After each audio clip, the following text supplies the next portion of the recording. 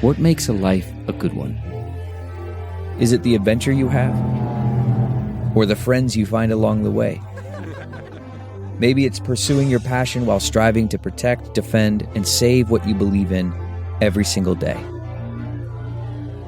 So what makes a life a good one? In the Coast Guard, we think it's all of the above and more. But you'll have to find out for yourself.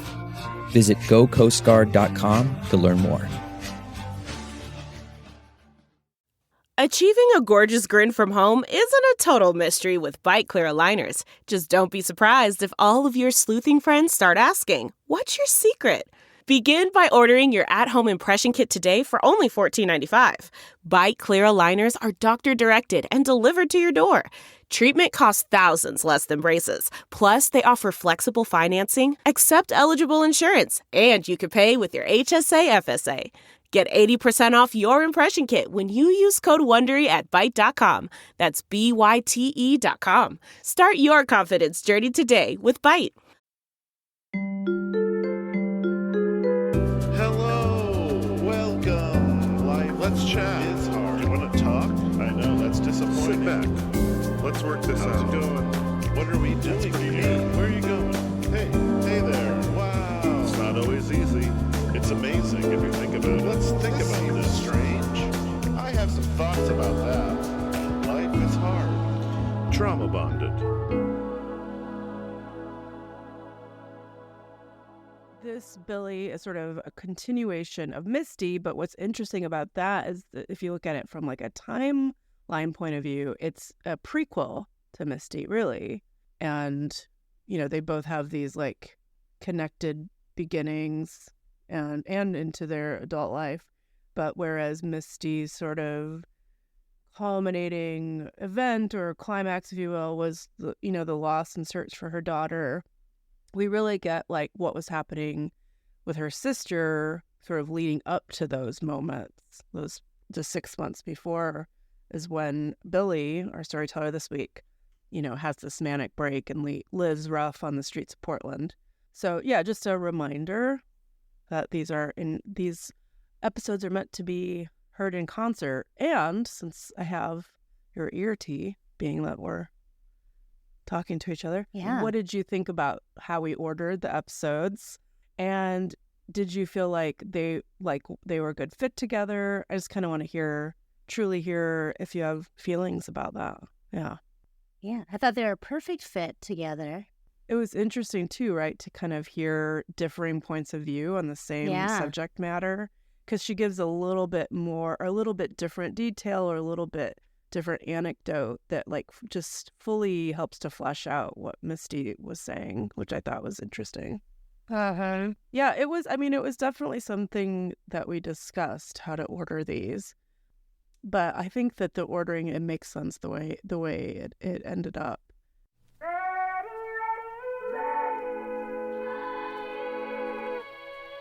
Welcome to Trauma Bonded. I'm Elly Westberg, here with Therese Garcia. Hello.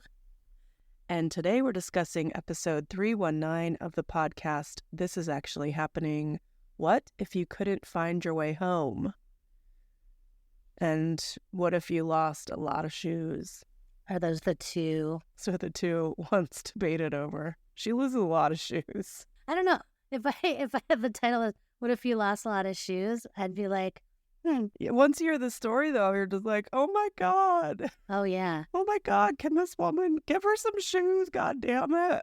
Like, it becomes this emotional. I just don't even get the shoe thing. Like, are there a lot of people out there with her size shoes? I think because you're living rough, it's one of these specialized commodities. Like, you're on your feet all the time. And all of a sudden in a situation, or people that have a place to keep their shoes, like at a home, you're not thinking about needing them all the time. You just put them on and leave the house. But if you never have a house to leave, you're in them all the time. And I can see how they'd be a hot commodity in that world. Oh, yeah. Yeah, you're doing a lot of walking. Yeah. Yeah. This is a prequel of sorts to Misty's story. Misty was our storyteller last week. Billy is her younger sister and also grew up in the same chaos, scarcity, neglect, and abuse. She starts drinking at age 10, quickly realizing its ability to help her escape. She becomes pregnant at 15 and soon moves out to live with her sister.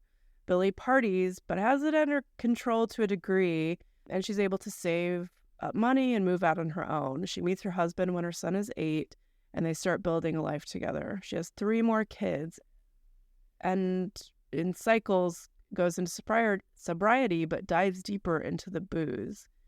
Eventually, she hits a hard bottom, goes to AA, and leads a sober life for 6 years. She then gets into smoking marijuana. She smokes large amounts of it. Her manic break it seems to begin in Amsterdam and continues back in the States. It eventually leads her to crime and, frankly, behavior characterized as immature and impulsive. She lives rough on the streets of Portland for 6 months, encounters terrible things, and can't seem to keep a pair of shoes for very long. Eventually, she comes out of the mania. She has a long road of mental health recovery and healing with her family. It's her niece, Allison, going missing that helps to ingratiate her back into the fold. She truly is there for her sister, and the trust is built, though the sad end we already know. And they find her niece's remains 6 months later.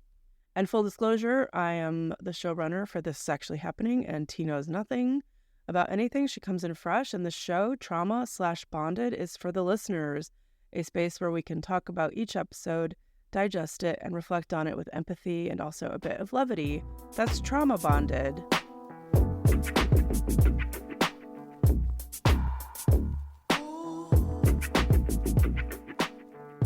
T, what stuck out to you as the heart of Billy's story? I feel like we always start with me. Why don't we get crazy today and start with you? Okay. I mean, you never push back. That's why we just keep doing it that way. Oh, should I push back more? Is that what you're saying? Yeah, maybe. You gotta fight me. Here it is finally. Otherwise... Finally. T. I don't like change. You know me. Mine aren't very concise like yours, and maybe you're off the rails, but I think it's sort of what her takeaway is at the end, that there's more good than bad in people. There's more good people out there than bad. I think that it's good to have those reminders from time to time, when all of the information about humanity that's in front of us seems to always be the bad stuff. And then my other sort of big takeaway from the episode is that we really need more awareness, general awareness of regular people, but also of authorities like courts and police about what mania is, about what bipolar is, what being on that spectrum looks like. And be able to recognize when someone's going through a manic break and have the systems in place to help them accordingly. I mean, then it starts to get into debate about like, well, no one really ever intends to be an evil criminal, but I think that someone that really is in a break from reality should be handled a little bit differently, don't you think? Yeah. I mean, a little empathy there wouldn't hurt, but also I don't know if at times you might think that it's drug fueled, or they could harm themselves or others. I guess it sort of started with their family, and we heard this from Misty, like they had never encountered or heard of what Billy went through. So they weren't educated enough or just ignorant, as most of us are, about these things. They weren't able to pick out the symptoms or understand what she was experiencing. So it was perceived as like choices that she was making. They didn't understand that she was having a mental break. So maybe if they would have understood it more, they could have advocated for her in a setting like a court or police, right? They're advocating for her now because they understand it. Yeah. So I think you're right. Okay, you go. I went with one word, but it's kind of similar, maybe overlaps a little with yours. My one word is stranger. She talks a lot about strangers. I mean, she talks, in the beginning, right? In Amsterdam, the strangers are looking familiar. And you look famous. Getting over her life, she was adopted by strangers repeatedly, it seemed like. As she was, in her mental break, it seems that she was a stranger to her own family. She was a stranger to herself. But then we also look at the moments within that, 6 months she was gone, You see the kindness of strangers as well as cruelty of strangers, right? Why are you laughing?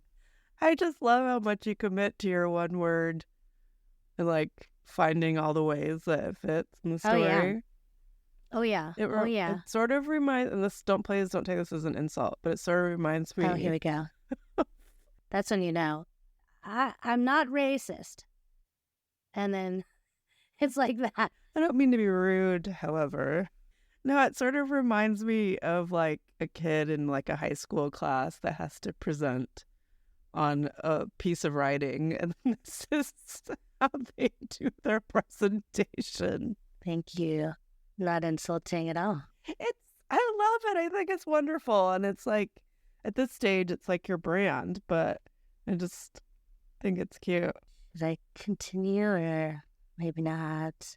Continue. Yeah. What? How else? Where else is stranger demonstrated in the text, Miss Garcia? Well, I was also thinking the word stranger. There's like estranged, right? Like she's estranged during that time. Oh yeah, from her fam. She's estranged from society. Now I feel weird. There's also strange. You know, she's acting strange. All of her. She's feeling strange. Yeah, her whole. Just strange. Yeah. Stranger, estranged. That's my 1-3 words. People are strange when you're a stranger. When you're strange, people go out in the rain. Oh, God. Yeah, totally. That's a good one. I had one more thought on the estranged thing. The estranged from society thing was just thinking about, I thought a lot about homelessness. Yeah, I think we should talk a lot about homelessness.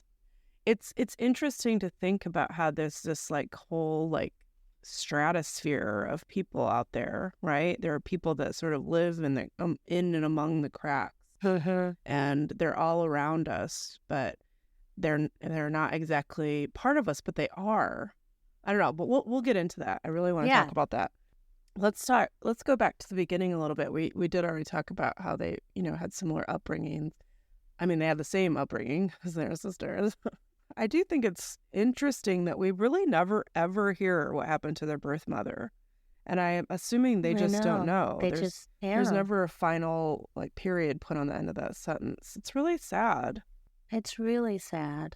And it sounds like this adoption by the neighbors, I mean, was it even legal? Were they kidnapped? I mean, it all sounds like it's still wrapped up in a bit of mystery. And I started thinking, how does if this is the backstory that's told to you, if this is the oral history that's passed down to you, how does this shape or inform the way that you see your current self? It has to have an impact, right? Oh, for sure. I mean, you're just passed along. There's all this chaos, uncertainty, abuse, insecurity. Would you feel like a burden? But even just a lack of stability, a lack of calmness, laughter. Did they laugh? Was there ever laughter? I mean, we can't discount how this diversification of emotions is so important for our upbringing. I mean, you're locked in the basement. I rail on about a lot of my upbringing, it being conservative and very unhinged religiously. As do you, but I will say, though, that we had a lot of laughter in our house, and I feel like that was a big sustaining, driving, preserving force for me. It helped me become who I am, and I think it made everything a little bit lighter.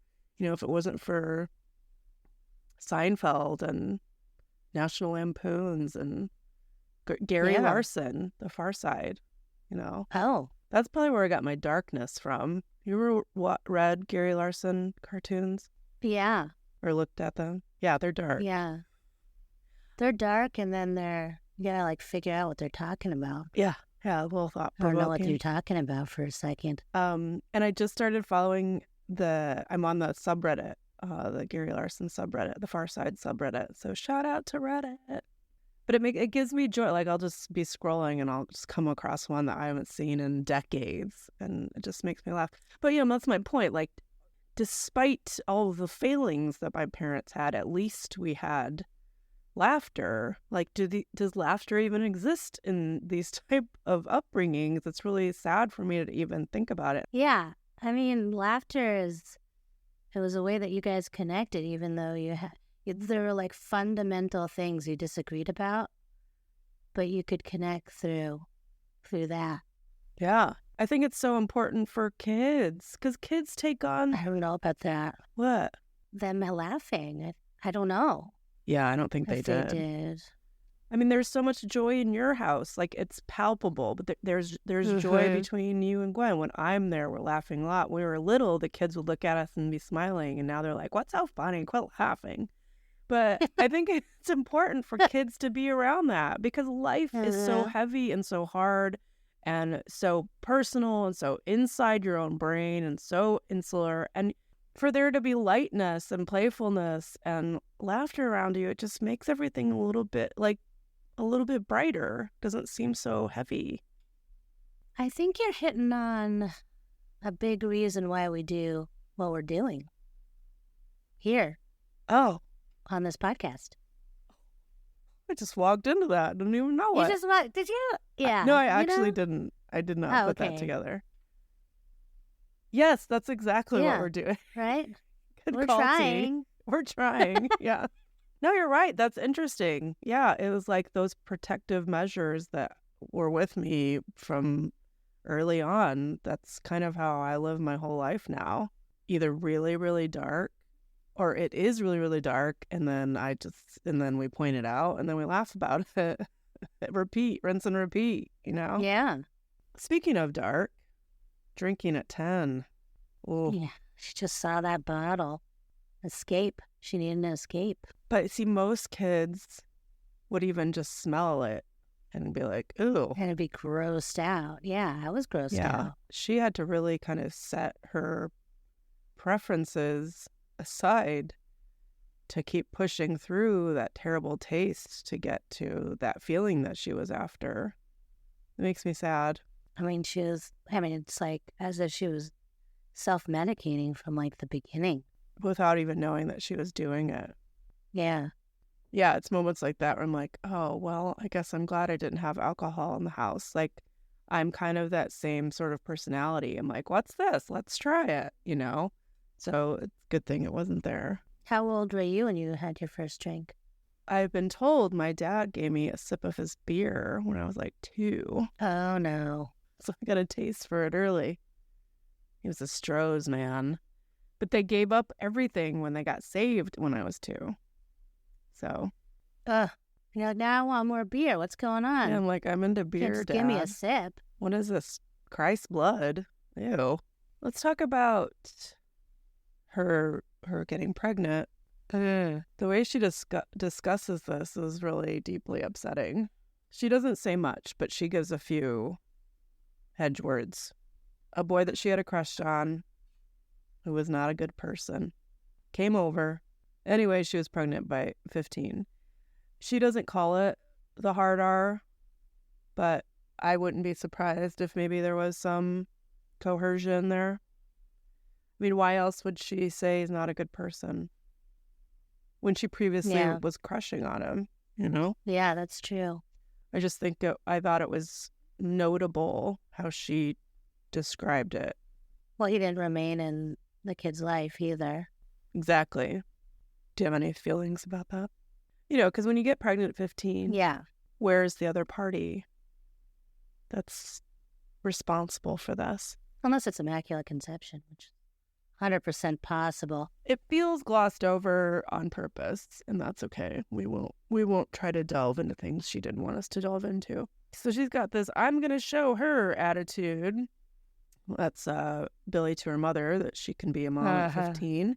Yep. And ends up getting an apartment with her sister, and they're going to raise the kid together. I feel like this is such like a dream of kids, especially when they're trying to escape like an abusive place. Like, that is the dream, if we could just be by ourselves and take care of ourselves and raise our kids ourselves. And they get to do that. And I think it's really wonderful.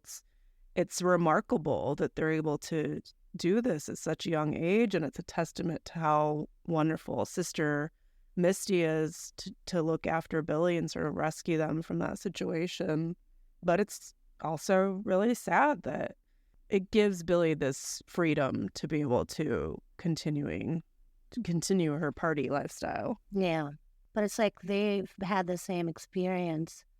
It's really nice that they're able to come together. From Misty's story, it was a good time when they lived together there in the beginning. Yeah. I mean, I think it's like once you escape and you've got a place and you keep your glass where you want it and your throw pillow where you want it. I mean, there's such a sense of freedom and independence and control.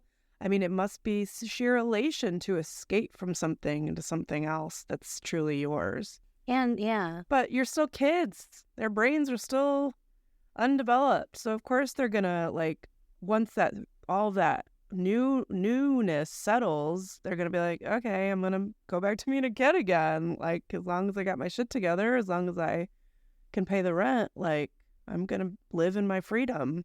But they're also, it's not that free because they are raising a kid at this time. Well, I mean, as Billy says herself, she goes out and Misty stays home with the kid. Yeah. So she ends up getting married. She starts having lots of kids. So is that 4 altogether? 4 altogether.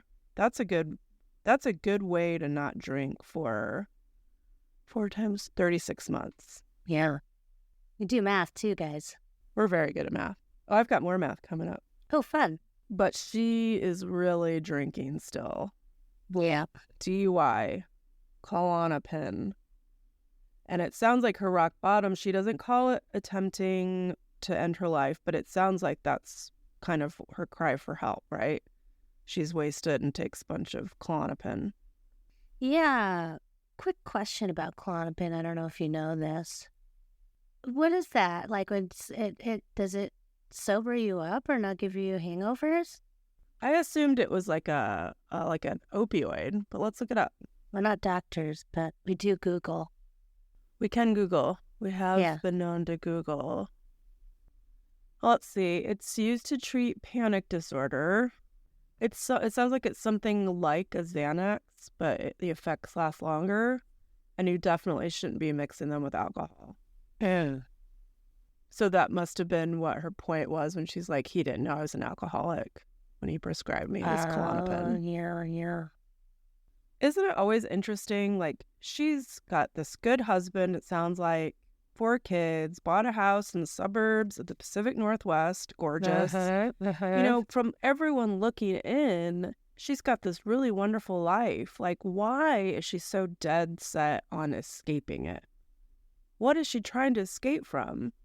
And I think that's what people are asking. I think that's what I'm asking. But I look at my own life and I see how ways that, you know, people would perceive me having a really good life, and I still find ways to escape it. I think that it's always fascinating how you can have everything and you still kind of want out, or you feel good, but you gotta feel great.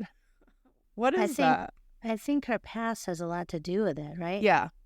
So that's a big It always comes down to that. impact. Yeah. You're walking around like a walking wound, and you don't even know it. And it's the first time she could potentially have like a healthy family, healthy relationships. I mean, if she did with Misty, of course, but I mean, the way she was brought up, she doesn't really even know probably how to raise a happy, healthy family.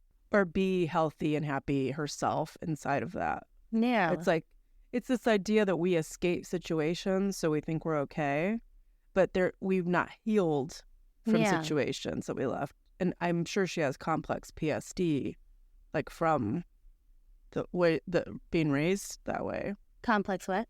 PTS. What'd I say? PSD. My bad. I left out a T. I'm Don't sorry. leave out the T. Don't leave out the T. That's the big one. So she's sober for 6 years. Everything is good. She takes up running. Ugh. Yeah. And then she gets really, really, really, really, really into marijuana. Yeah. So let's talk about what is a lethal dose of marijuana. Oh, man. I looked this up. Oh, I wow. think this is interesting. This is where the math comes in. Oh, great. So I think most of us, especially on the West Coast, is familiar with what a milligram of THC is like. Most gummies are sold in 10 milligram increments. Maybe 5. Yeah, people bite them in half, or they'll take two milligram mints. So everyone is a little bit aware about dosing THC in California, anyway. Probably most places where marijuana is legal, they probably can do it in Amsterdam too. Yeah. And this is math or information we didn't really think about or know. Oh, back in the day. Yeah, we were just like, let's smoke a joint. What was in there? I don't know. But now it's all very scientific and regulated, yada, yada, yada. Okay, so we kind of understand what a milligram means. One time, I ate a thing that was 100 milligrams. What? And I didn't know. This is how I learned that that's a lot. You did? I know. I was high for 2 days, like 48 hours. When was that? Probably 2020, 2021, something like that. Oh, my God. I was high for 48 hours. I had to cancel meetings because Of I course. couldn't get my shit together. And I was just like laid in bed like, oh, God, make it stop. How did you... There's not like a gummy with 100 milligrams. What'd you do? I ate the contents of a whole package of a thing without knowing. There was pot. There was No, I knew marijuana pot in was it? in it. I'm saying I didn't know that I shouldn't eat the whole thing. Like, I didn't know what 100 milligrams would feel like. Trying to get like a headache just thinking about it. Okay, so Like let's not tripping get- out. Let's all not of a get stuck sudden. on it. So the science says that marijuana is a very, very safe drug, and it's really, really hard to overdose on it. And that's why it's bad language to have around marijuana. But anyways, if you wanted to say that there was a lethal dose of marijuana, the science is that for a 175-pound man would have to ingest 53 grams Oh, of THC Okay. or 53,000 milligrams okay. of THC. So that would be a lethal dose in that size of a man. Oh, So my point is, it's almost impossible. but he'd be... Like if you went 52,000, let's say, It's still not 50 good, I'm sure. he's probably freaking out for a good... What is this now for doing For more at math? least If you were 25,000 off. hours, yeah. If you got... It's not good. You did 100 milligrams, 48 hours. What's 52,000? I mean, we're talking, what is that? Months Okay, and so months let's and months. just do it by 50,000. 50,000 50,000 is how many hundreds? divided by 100. Is that 5,000 hundreds? 500. What'd I say? I don't know. It's 5 million, No, 100,000. you're right. So 500. 50,000 is 500 100s. And you did 2 days, so if you'd be 100 days. So 500 100s. So 100 took me out for 2 days. Well, you said We're already. really good at math to chop on. I got No, 50,000 we got this. divided by 100 is It's 500. 500. So we times 500 times your 2 days. So So it's 1,000 days. it would take you out for 1,000 days. That's 3 years. That's like several years, if it's like that. I mean, now there's science involved. Like, is it equal, No, but I think you'd does have to phase take it like as fast? you'd probably have to take it within 8 hours. Like, if you just spread it over time, it's not going to have the same I'm saying effect. at one time. You'd have to ingest 53,000 milligrams Well, at let's once. not kill the guy. Make it 52,000. Let's just have him trip out a lot. 3 years. Canceling meetings. Okay, we got to move on. The start of the break is, I think, is her reality is slipping in Amsterdam. I think you could say that's why she's seeing celebrities. Angelina Jolie. Reality is starting to slip.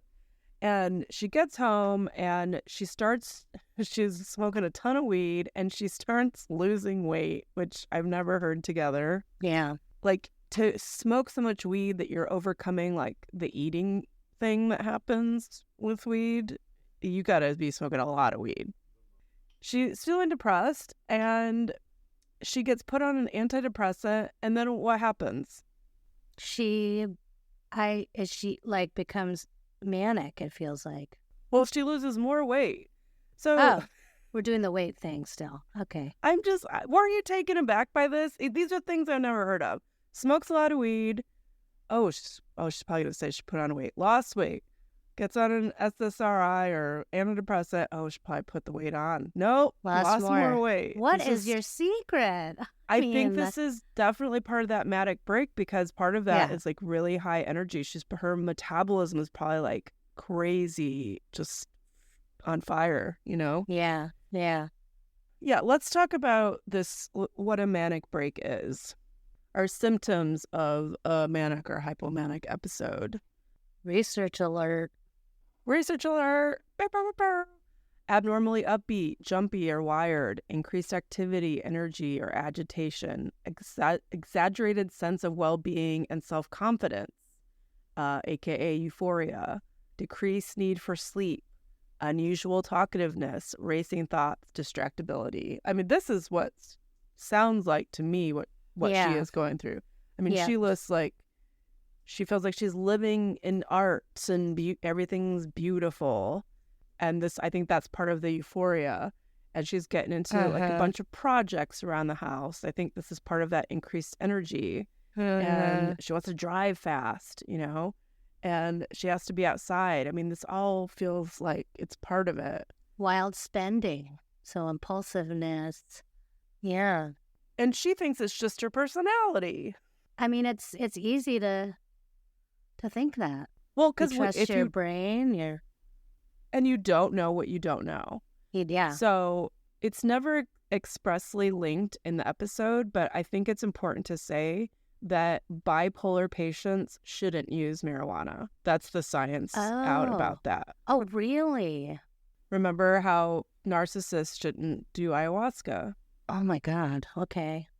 Because I feel like when I think of it, it chills you out. Like manic or bipolar, right? You've got like the high ups, low lows. But like I always say, marijuana just kind of chills you, right? So it would make me feel like it would bring you down. Well, that's why the science began, because people tend to turn to cannabis when they're bipolar.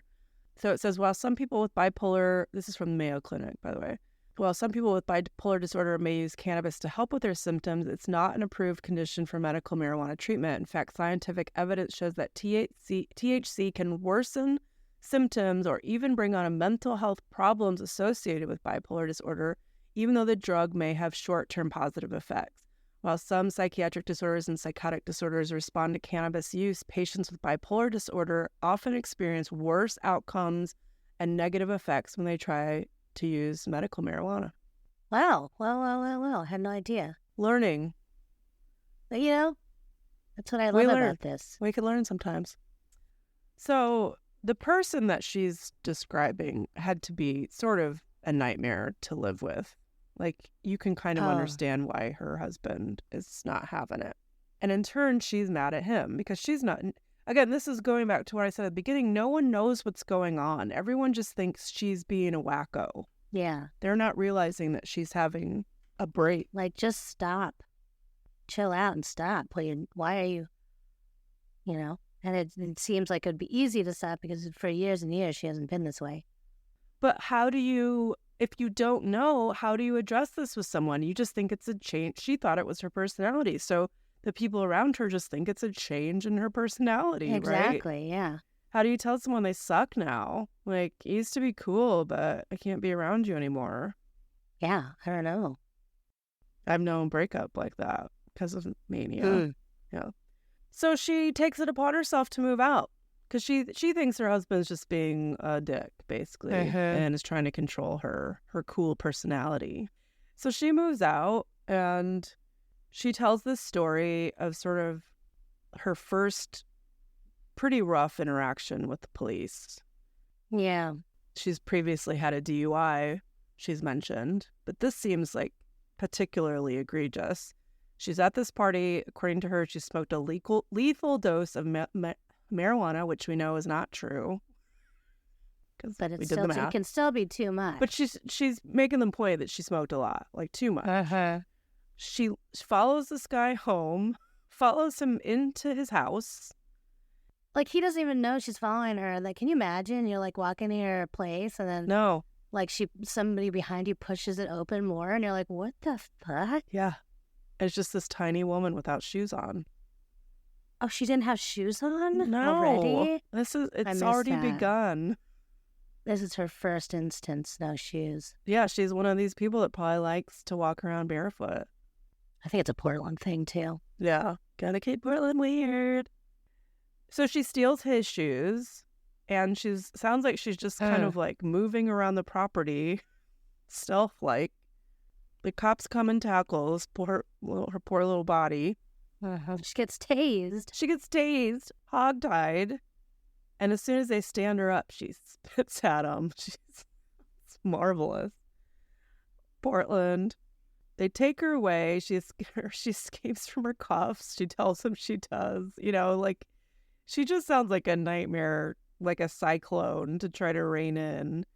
And she goes to prison or jail for a few days, right? Or was it just overnight? 9 days. No, 9 days. Her husband comes, picks her up, and she's like, let's go to Starbucks for some samples. No, she doesn't say that, but she does say that, like, she just assumed, like, let's go back to normal. Yeah, we're good now. Which is great. If that happened to me, that is, later we're going to find out there was like a raindrop on her shoulder and it clicks, Yeah. It's going to click for me when I get hogtied and tased that something is off. But she's in I know. a manic episode. Yes. I know. I I'm know not that you saying, know. But But yeah. that's why they're relying on her being aware of that she's in this state. So she can say, hey, you got to take me to get some help. But she's not able to say it because she doesn't know and they don't know what it is. So they just think she's being a crazy fucking criminal person. And she's in her 40s now, right? 40, yeah. I mean, I thought, and I don't know, clearly, no doctor. Usually things like this, I thought, happened like in your 20s, like like manic episode type things. I always thought that, and I just thought, oh, thank God I'm past that. But Well, then when I'm like finding out she's in her 40s, I'm like, oh God. I think, though, the marijuana is what breaks her open. Like, she'd not, up until that point, maybe it hadn't really expressed itself fully because she wasn't smoking a ton of weed, and all of a sudden, like, she ramps up that use a lot. So maybe that's why a break actually finally happened. Chicken or the egg there. So she wants to be normal, and husband's not having it. And she thinks this husband is wrong. So guess what? I'm leaving again. I'm going to go get a fancy hotel room, and I'm going to go out dancing, and I'm going to talk to weirdos in the park. She's lost all of her morality. Yeah. She's acting completely impulsively, completely immaturely. She ends up with this dude, and then this paranoia sets in, and she strips off all of her clothes. That would make me more paranoid, I'm just saying. Like, why did you think that you needed to be naked? And again, we can't try to make sense of it because none of it makes sense. No, sometimes it sounds like I'm just saying, if I'm feeling paranoid, I'm like hiding behind trees and stuff. I'm not putting more taking clothes my on. Clothes out. Yeah. Piling stuff on me. But she's not in the right state of mind at this point. She sees a bunch of people. They have pants and a jacket, which is kind of strange. It's so nice to have an extra pair of pants. Maybe they had like gym clothes with them or something. And the way she explains it, I think is really wonderful, or it explains it to me.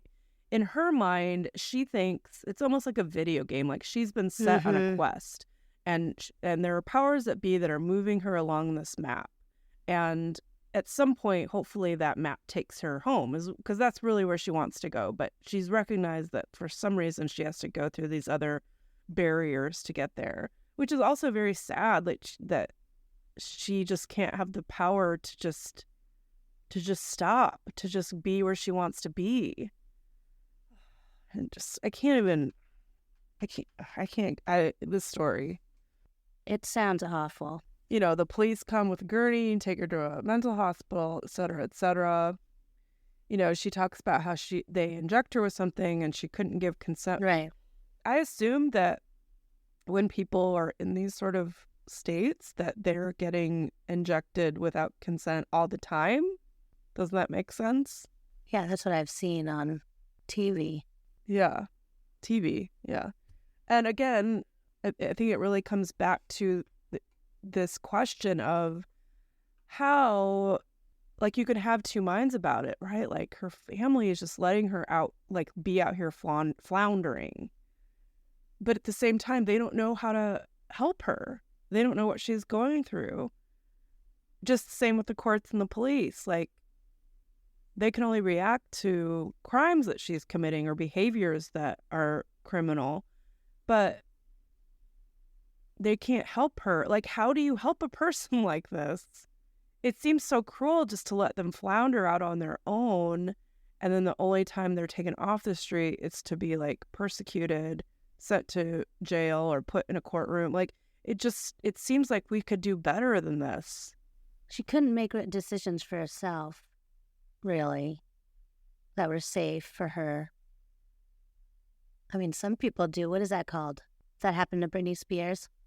Oh, like a power of attorney kind of situation? Conservatorship? Conservatorship. Yeah.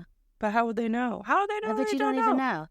They're just like... And she's upset and scared that her husband is trying to control her. You can't do something like that anyway. Yeah.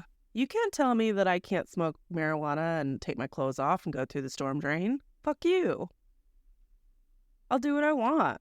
And the police are like, you can't do that. And they're like, she's like, fuck you. But, like, her rational self would go, Billy, you can't do that. You know, like, her rational self knows that.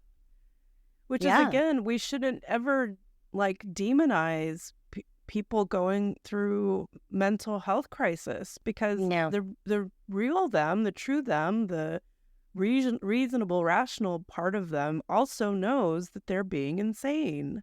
Right. But they don't in the moment. So how do we help them? How do we extend a help to them without demonizing them, without putting them in a system that only exacerbates their condition and doesn't actually help them? To me, it's like a great puzzle for modern society to be able to figure this one out.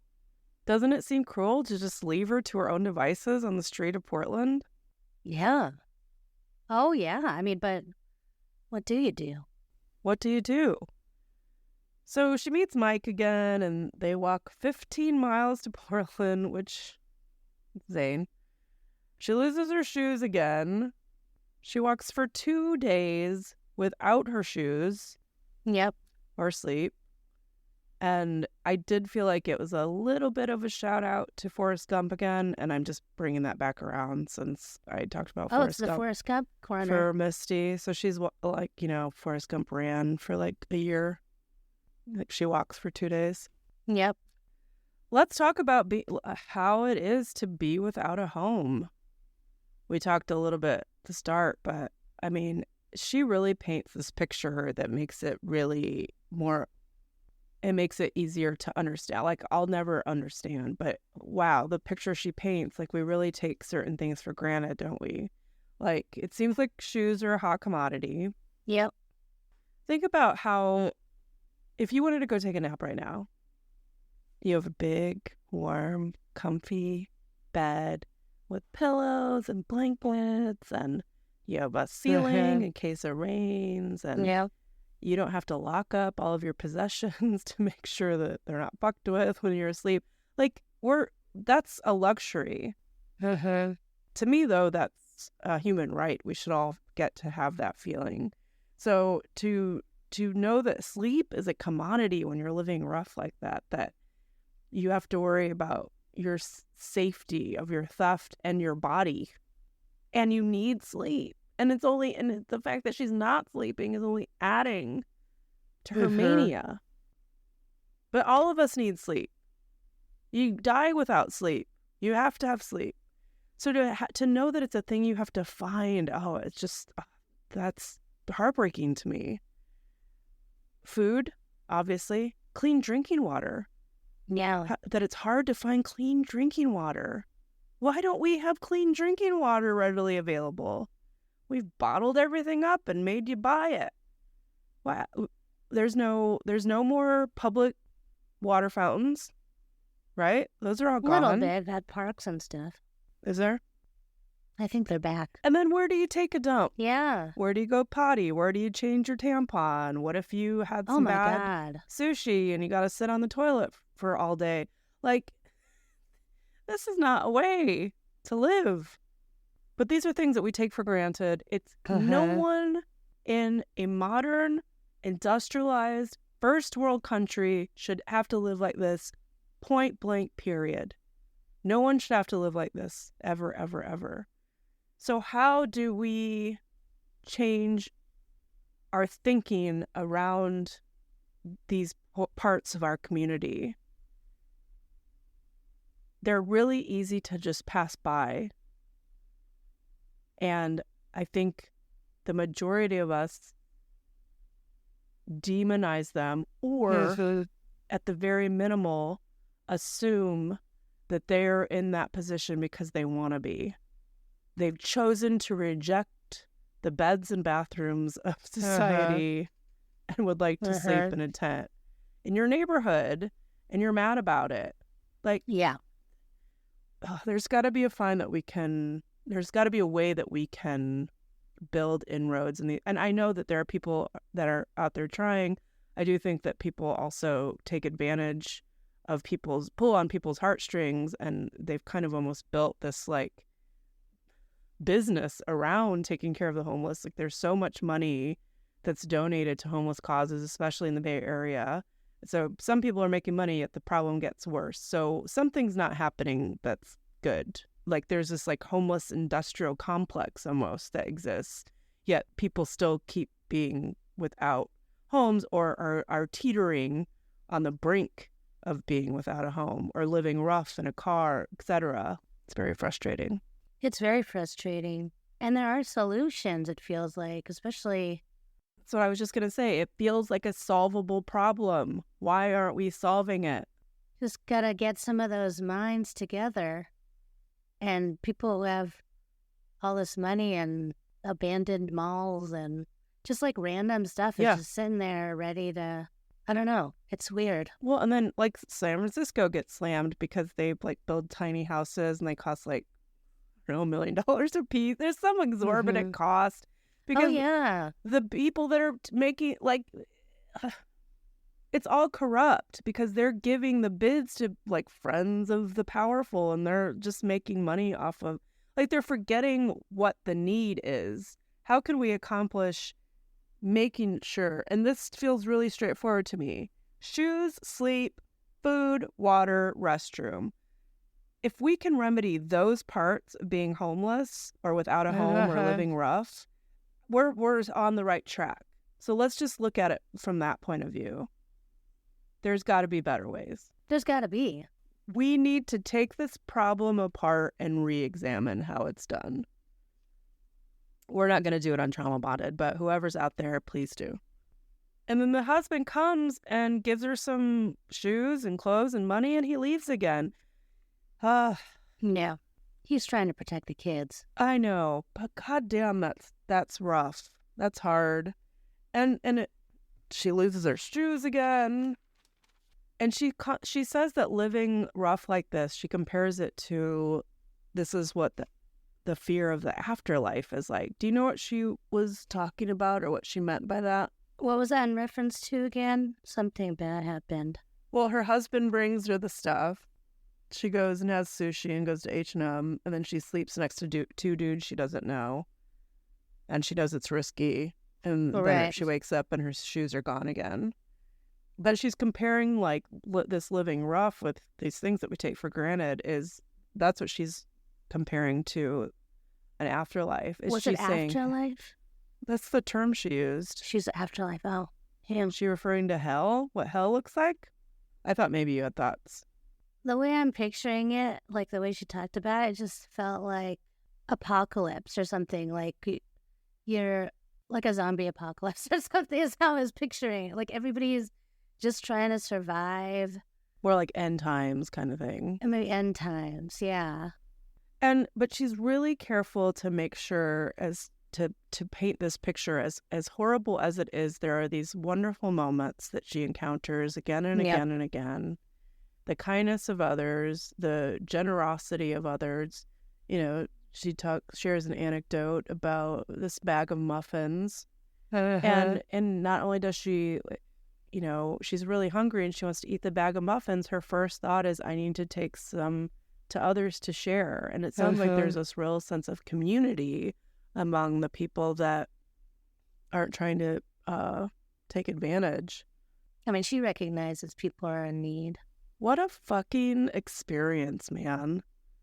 To be homeless for 6 months? Like, what the fuck? I can't imagine.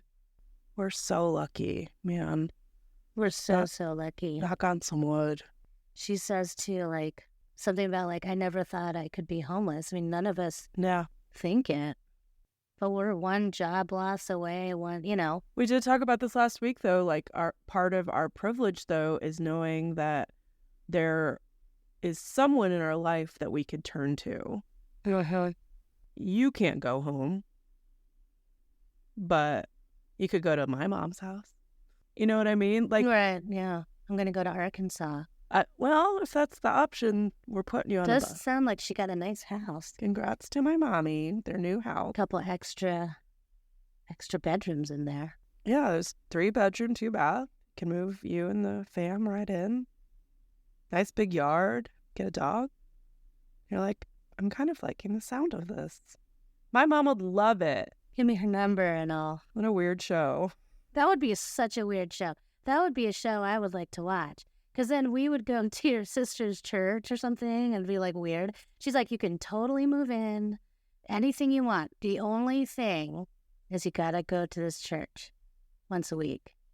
I was like, oh, wow. Oh my God, that would be a great show. And like all of room, the like board, snacks, dog. Old conservative boomer men would be totally like shocked to see lesbians walk in, and then they're like, can we save them? Is that possible? And they're always trying to talk you out of being lesbian. That would be amazing television. And then we go home, have dinner with your mom, and it's like, yeah, they tried to convert me again. All right, Love Island is on. Yeah. Who wants a beer? I mean, that would be a crazy show.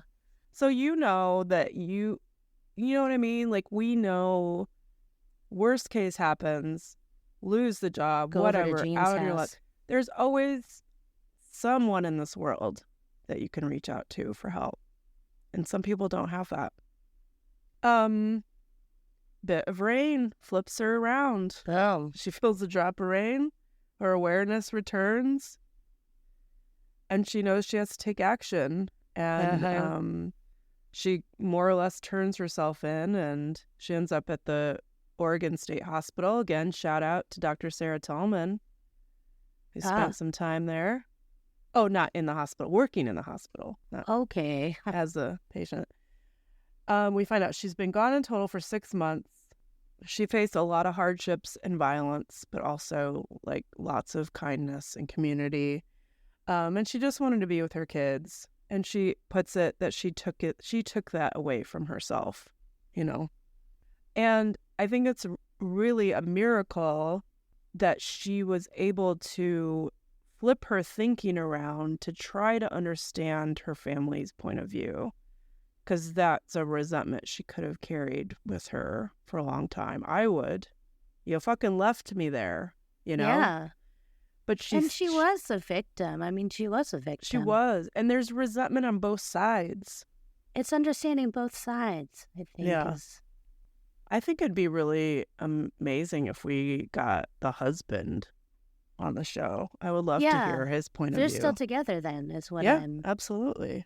Wow. Oh my gosh. And I think ultimately it is so lucky that she's alive. I mean, who knows what could have happened to her living rough like that. Yeah. And being sort of out of her mind.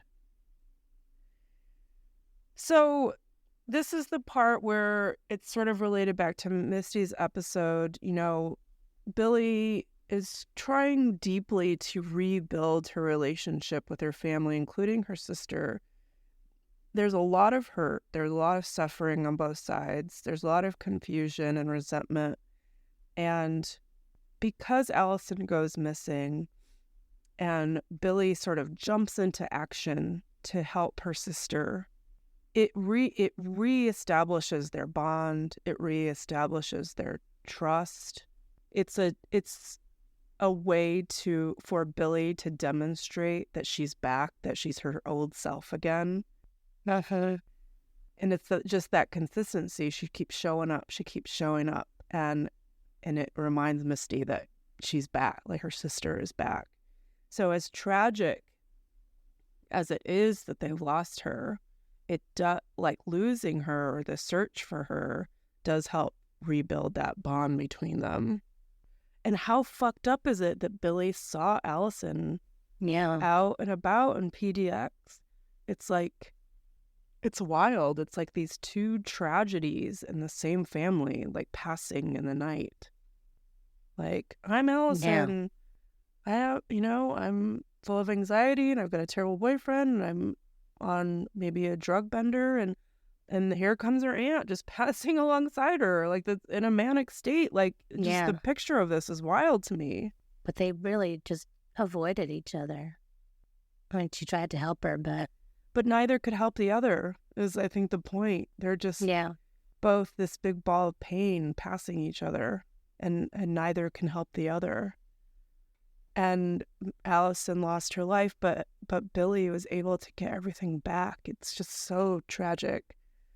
You know, she makes it really clear that at the end, there's a lot of highs and lows about being homeless, mostly lows. She sees more good in people than bad and is in awe of what a stranger will do for you. She experienced it, but she also did it herself, like sharing whenever she got something as well. With how little you have, it's pretty amazing. It's a really kind takeaway. I think you'd almost, as part of your therapy or way to sort of get over the scary, awful parts of it, you have to fall back into awe of the goodness. So many people are out there suffering and they just don't have a resource and they don't want to be there. And this is where we're supposed to have a safety net in place that we can step in and say, hey, here's a helping hand. We don't have it. We need to do better. Yeah, and why are the helping hands each other and not, people living in luxury have no idea and not sharing or caring or seeing what's happening. Anything else, T? That was kind of a negative end. It was a little bit. And these rich assholes sitting in their party pads, just eating their charcuterie boards. Eating their charcuteries and scrolling on their phones with all of their shoes. No, the positive ending of this is that she's got a hell of a story. Maybe this will lead her into some sort of advocacy work. I mean, to have this sort of glimpse into this section of society is so rare, and to be able to experience it and walk out, she's got this really unique perspective that she could parlay into some sort of advocacy for sure. So if you're sitting in your big fat house with your heat, your sheets, and your charcuterie and your shoes, just remember there are people that have fallen through the cracks all around you, and they might just need one little instance of kindness. Thank you for the wise words, Elly. Inspirational. Well, life was like a box of chocolates. Didn't exactly go over very well, so... Are we going to have a Forrest Gump corner every time? Should I watch the movie again, just so I have something to talk about? Thanks for listening. This has been an episode of Trauma Bonded. You can find our show or podcasts are kept. If you like us, please rate and review us on Apple or other places. Rate us 5 stars and write like it, love it, wants more of it, or I hate your ads. That's it. It takes seconds. Thank you to everyone that has done so. Thanks to Billy Macy for sharing their story and giving us the opportunity to talk about it. And thanks to the This Is Actually Happening team, including Whitney Missildine and Andrew Waits, and the maker of our music and website, Nathaniel Francesco Tribale. Thanks to Cathy for editing this episode, and Katie for building those out. You can contact us about it. We are trauma bonded to the story, to the storyteller, to the listeners, and to each other. Thanks for spending time with us today. Truly. Love you, T. Love you, Elly.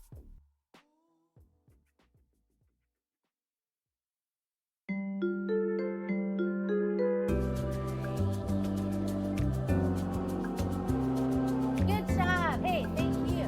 Hey, thank you.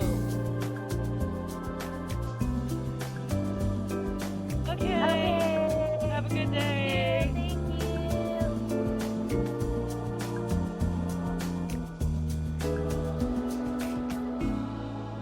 Trauma bonded.